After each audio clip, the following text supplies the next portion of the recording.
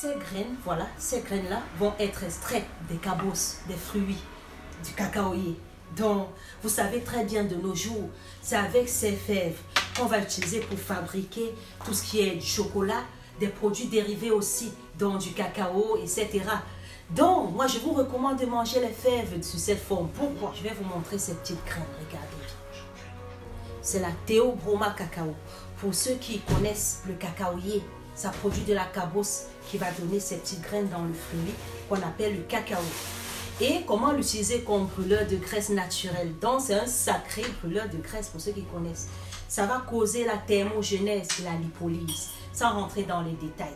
Donc, ça va faire en sorte que votre métabolisme puisse s'accélérer et que vous puissiez brûler, voilà, du gras.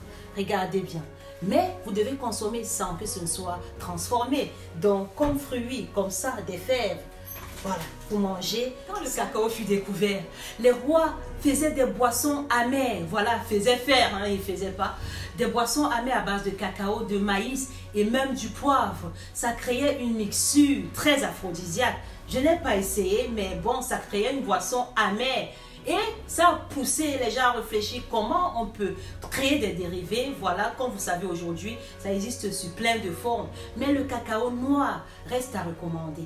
Donc, je ne sais pas pour l'aphrodisiaque, je n'en ai pas fait, mais je pense quand même essayer, je crois.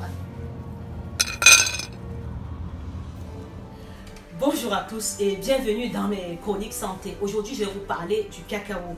Lui, c'est la fève et non les fruits ou encore les dérivés. Je vous parle bel et bien de la fève en tant que nutritionniste qui vit en France.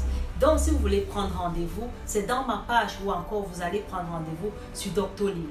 Je vous parle des fèves du cacao à cause des variétés, des bienfaits, des vertus, des bienfaits pour votre santé. Pour ceux qui ont des problèmes de surpoids, asseyez-vous. Parce que c'est tellement minceur, les amis, que les Mayas jadis l'appelaient fèves des dieux, fruits des dieux.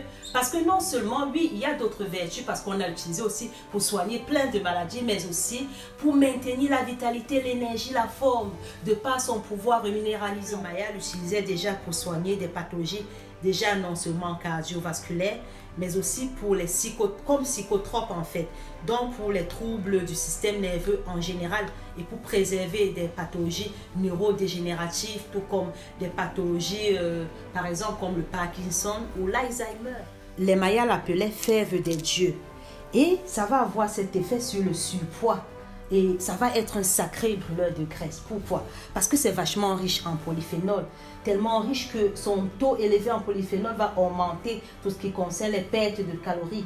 Ils vont intervenir directement sur les enzymes digestives en bloquant l'assimilation des lipides dans l'intestin. Donc je vous le recommande. Si vous êtes dans les combats de perte de poids, les amis, validez le cacao. Mais surtout, la fève, pas le chocolat.